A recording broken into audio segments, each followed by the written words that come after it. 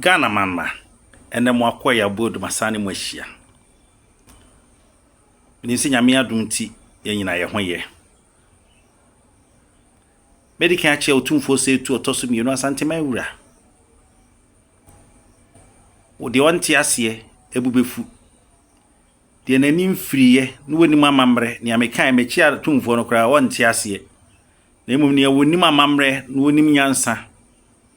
de mechi aye no wate ase before the anama baba chia wasi ade yokumfia me otoso na itachima mawura o Asante hene na ni nua o nua prekope a yentimu wo frifie baako wanchi nyina wasi frifie baako na wonim ododo wo ho nti ohia we frame nua pani nua kuma saa ene wodete wo na wo a wote nchen a wo di nkwase ya keka nkwase asem no onzo wagimi ebi se won wuwura no wo mododo wo ho enti mom yenhwe ye kasa yi ene ensem a mebeka ne dooso na meka nsem so no kure e wose yede to ho die di kan meka bibi afa Nana Dormaahene ne nioma oye se empanimfo amfo na nsi fam a dabi aba amanfo betwa wo so no ebe yesu ni adwadwo ene oyaw ene wo haw ene amanihunu nanso sankrofo na wonhuni ene wo ye yodie de yaw de na mu awurade onyame nsi magi yen de etosumienu eno ho a me de bekọ sampansansam num afei meba kentampo enso nsensem awuaduma sensensem meka bi afei mekire esu a ewose wohene eda adie amamre kwa so ene sede yese wohene ye na ade ne ye de atoto ahemfo bi nioma a wo ye se ene ahenie kọ anaza ye de agese ye mbese ye besua de papa bia ne ye befa ne gaga ya ahenie ne ye bedie dia mekire me di amamre ene ekire nyese me di bitrim ene ekire de ya twera to ho na nananom aka to ho ne ye de ye adwuma e wa kan mamu ena mekire de toso mekọ lumba nsensem no nsoso eho kakra na afa mi wi a mabebube de di kan Nana Dormaahene na agenda na afa di abroso chese by hook or crook ekwan obefa so bia o chese amanya eka Asante man ho ai wobunu nyina obepa mabunu asabi o wani ntie no wonim nyansa no wagimie fi se wonim de oye no daachi de bebre won ama wakwa de basabasa yo akoho mpo mpanimfo bi a wonim amamre na wanya ade hie mpo okososo wasen ti wemu a ba bia Nana Dormaahene bekwa akoso bi a wona wanya ade hie no ena okota wa achi na ode yetia na kuroma no so a wonim no wanya ade hie wonim no enso akosupport no mo ye King Solomon mi wazo so o sai nioma enso mu nhunu die di kan awuadumase empanimfo yi a wo mo abetena ho a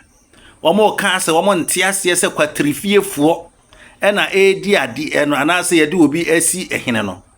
nanka membese meka fi se membese mesoso wonso wonyina wo ho de tie nyina ni atiefo ne ahwefo mu ntie ya awuadumase akonwa no eye awua panin ano ye Bantamahene ba ene ne dom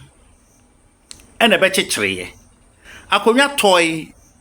ewo kwatwema nanka wo se awua panin na edi nanso ne nua baaba eye ne wo faase ne nua baa no koware Gyaman hene ene ne woi enti akonwa no toy a ewo se awua panin no edie no no wonim se ope kwan bi atwe akonwa na se be ya enkwa Asante man bi mu no ene okokofa friends ei o ma ne o mo wurawura mu ama ne ba no mu diye asem ne ye awia pani ya ene on ne dom etu free ho e dom na wo de bae ebi na be chichire fi apre ebi na kwa chichire atronie ebi na kwa chichire sunwane efize sa dom no a wo ba no na ebi nso so eka ho omo nso so abechichire abesim won eba bechichire sunwane na meba abesim asem efize Nana Dormaahene asem wom nti eno oba bechichire awi adumase wo betena ho mpo ansa na wonam a okoto opani antipini na busuafo a won so akire baabi ene wode won ba ma no ware no se betena ben yen ne yenya abusua ena ma dumase number 1 so beben awi adumase enti dumase number 1 for no ubehwehwe mu no bo se won nyina wonchi no kra na awi adumase na eso akoba ne sa na ahemfo no bai ewo hwa wo ya ekonafo efise awi apani no wo ma no kodi ade ewo bantema okodi ade no ene wode ne wo faase bosompem kwasi bosompem edi ade nti ne wo faase wona wu akonwa no so kane wona wu akonwa no so kane no nti na akonwa na ewom se awi apani na chechire kuro ne die na nso akonwa ne awi apani akonwa bosompem akonwa enu achi ya wawi abai hwan bai eto aso sa na wo hwa na bi ekun nti bia omoma no so ate na omoma ne bi enti mote kran bia na ye omoma ne bi nana kran hwan eye wo ma no edin na ode toto won no a obedi ade na we na in the year 1900 ho ya Asante awo no sabre na Bantamahene ho a won na esi odi Asante domain no wafirim wato anananom enti wokofa awi adumase hene a na ye fe no Nana Kwabena kire se omra medi hene wo Bantama emre obeduru ye na na kon na fiti ase no enti ohene no kura wani ana wodi ye kon na ni vise ba wa obedi Bantamahene no wo na odi Asante kon na ni vise won se sa kon no mu ana wo kire Nana Kwabena kire abrofo no ekum no awia kete wo sen no wo hye ne sepo wo kun no wo kumase wo kun ni wie ade a kyenye ana broni Queen Victoria de krata ba se telegram ba se omunya no na se onye nso no makuna wi na sa yin wo kum kwatrifiefo no a wodi ade na mema ne bebre enjina fe mema ya asan wo fie o ma de wo mema aka yenketoa enna Nana Kwabena kire ne ba kran ba ko ekọ ho se Nana sewanom sade nka me papa be ma mu biedie na bedi ade ma mu biedie mo mfa konwa na nhye mensa menso me ma mu biedi efri 1901 ena ema na afedi wo mu adi ade na die wo hwa na ahoho bi kura mfantefo bi kura ba besere di bi bon enam se so mo ye mankwa na mo nkwan ekosi mra na kwam kran a wo twa atoyi to anananom a akonwa na apa esi obi a nso nim se awi adumase hema ya obi a na okoma Asante pa na nso so no krede achiame anim enya wo koma Asante enti no betwa ntro akonwa na to Nana Bantamahene ene awi adumase hema ay se omo pe obi ama na awi adumase hema pe obi na Nana Bantamahene di animu na wode wo akwache ni wura ana kwatrifiefo ya wona wo ya adehye kan edi asemi court se akonwa na ye won dia asen dia ase gusu ase na eya na ohema no ankasa ma asem no so de call manhia okoduru ye no Nana Bantamahene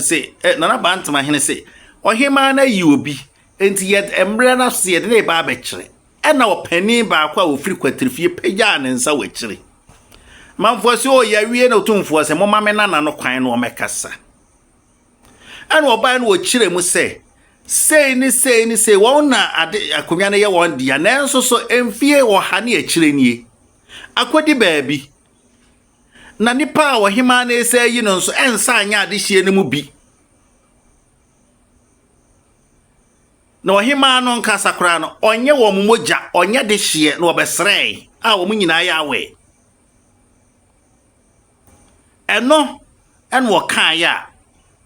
friend saying otumfo ebusa wo hima no se etesa wo se o me ne o nyina ya ade baako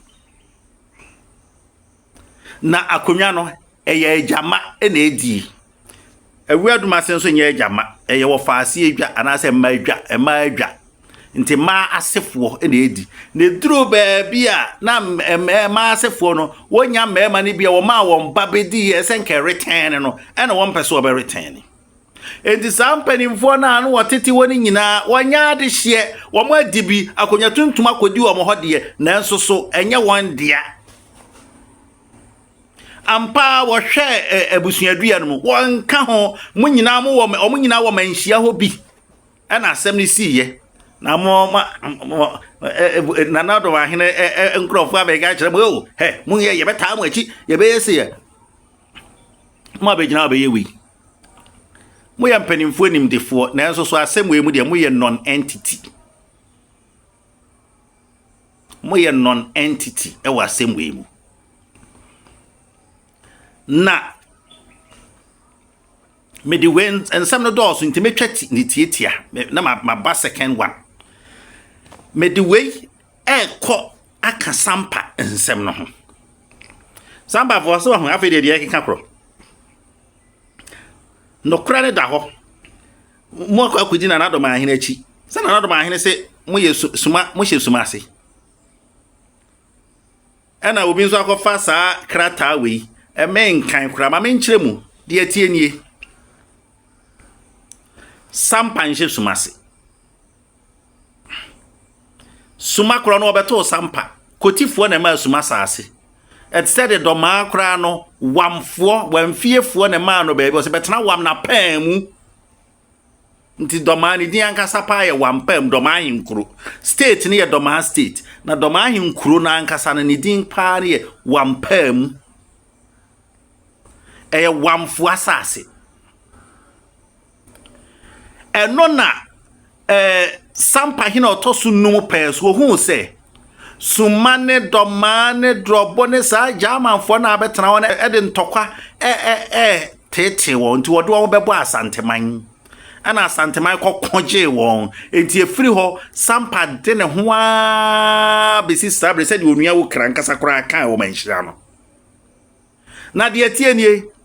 in the 1874 emra abrofo no eba ba shi Kumasi Seganet Worsley war no emu no ekwaye se Asante na ho ode akofem yatetimu amobia sa Asante no ase awu enso enwu evi se sikadwa no wo hode a Asante tiase Sabren abrofo ni rule ye no even before then emra abrofo no ebe kofa o rule ye no odi aman ni be kwahye aman ni biase enti brekum se odi aman ni bebre be kwahye brekum ase odi bebre kwahye drobo ase odi bi sampa se ru se odi won kwahye suma ase odi aman ni bi se ti 1935 emra Asante Confederacy no epeja abiem no emu ana Nana Prempeh the second ema wo hene bia sade ne plan ebaye na saase ne bia no kosie efri hen ne kosi ha wode bai wo sare chem obia mfana ade wa na wonhye wo bia se wo Asante man council no mu no abrofo ne bekeka mo hyehye ase enti se ne abrofo no amaye kwan se yensa mpagya ye ni apagya de a ene obia nsa ne ne ho sede ne etie no eho ena sampa sade ne ho eho ena enkuro na aka no so amaye aka no so bebre sade de won ho ena afi Asante hene fiti ase obe pagya wana wonya aman hene no a wodi mu so ye wa aman hene no enti Nana Prempeh the second epagya bi ena Nana Pokuare the second enso so be pagya bie Nana say etu de em se ba akopɛ na sesi a wa pagya afi na wo be pagya de aka wo hwɛ mu a ase ntotro so eno nko a na eno kra minim say if my memory serves me right ase eno nko a na me de me kai ebi a na ebi ka ho ya na mo akai me kakra enti enye se obi hye obi yase eno no pagya on wie ye no ana before wo be pagya ba bi ti se sample pagya suma na onye man hene opagya woni nkuro ni bi so ho opagya no won wie ye no emu na 1940s to 50s no suma si asase bi ye ne dia one sampa etwe ho won nyina ya Asante man nti wo ba manhia na wo ba no na sabre sampa hene na Kofi odi kan na waye mre en wasi asemu me bada bia me ne me chia me ya osa modua na eba enti me sra mabusuafo se mini hɔ a moma ya osa modua enima de se be obetimi atoa asem no so na waka ama ya di nkunim ti sa na se ya ka se chinchina ode hyekan ne ya de ma no a ye be lusu asase no enti no kura ni ya ka se sa modua fo no mo nya ade ma sampade a ende na is a lie o ma ya ade na enso so eno ma won nya ade hye eno ma wanya adehye asem ni nie wode wasem komanhie a obehwe dua no se de esi tie pepepepepe na ode aka asem enti de Nana Dormaahene yeyi a o man si ye hwe nu na mabunu a mo nso munim ensunsanso e beba mo so da bi mo nso mo hwe na mo keka bi me mabunu bi a me mo wondi me ka me nyina mo ahunkrofo kro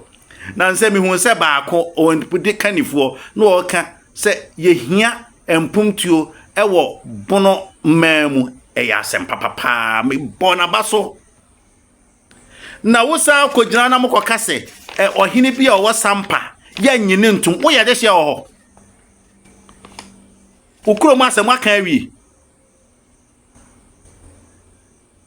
ukuro mu asem aka awie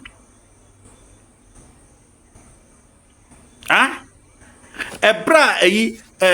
boma mpanimfo bi ekọ manhia wo ka se yen ne ne doma nyina ne ye ka Asante man ho ana doma ma yete atua nanso ye hunu se wo se ye babak a wo kọ manhia se kotu omo pacho otumfo nyi wontum ye otumfo ne kwa kan yi so omromro wonyi wontum edi ase na Nana Dormaahene kan edi ase na Nana Dormaahene ma kan mimi kuro se bomana ewo he ewa hafo avo nyina so gitum se wo ya Asante man enti ono nko a wo mfimfin a Nana Dormaahene se enya ne dia eno dia enya enka Asante man ho enti se kuro ketewa bi hye mfimfin na so ono nko a so enka Asante man ho ana wo se ono de wonka Asante man no ye wo dia dia adan na wo bi so de eben wo a ono kra nya wo na wo ma na saase o wonti usubanti in those days enti ne o ma no kwotena ha wo si na wo mka ye kasa ne bi nti wo mo nso nya Asantefuo bi who told you that meko the next day me de beko my next video ensem no doso pa enti mo yes ansem hunu no medwene ho a menti asie muni mo abakosem monye mo adwensem o pa abakosem atie ayese madam fu bi a me ni hia a me kyerɛkyerɛ wosi de mentie ehwa na msimu sɛ wagimi pa ompa de ahu na bi a wokra wadwene ho ahunu sɛ asɛm na yɛ no korɛ ana sɛ wayɛ nhwema hu sɛ yɛ no korɛ ana anya no korɛ me de mempentie tribalism ti ejimi nko a omienya sansem hu no na yensu nyansa ye next video no me de kentampo ensem no ebeba na afa kwan ye se ohene ebehave na afa me de lumba nso nsem no nso atoa so onyame nhyira mo nyina edamu ase also good Nana no free kakala ebedu sampa memo no Nana Ben Peso, and another number for Asante man. Yera, Wadama, make us a mixing. Sir, Yana not doing it simple. Sampa hina or Tosuno or no, Anna or dear Asante man, a sign now or Kuma, a million, that was Sampa. But see, Yuranka, on set a Punya in the Yura, Lord in a hope a shade you and see Yura the one mobile, and Panso, Yura, a poor. Nafana Sampa mobile in free Sabrano, Bepu and then a Villa, the Grand.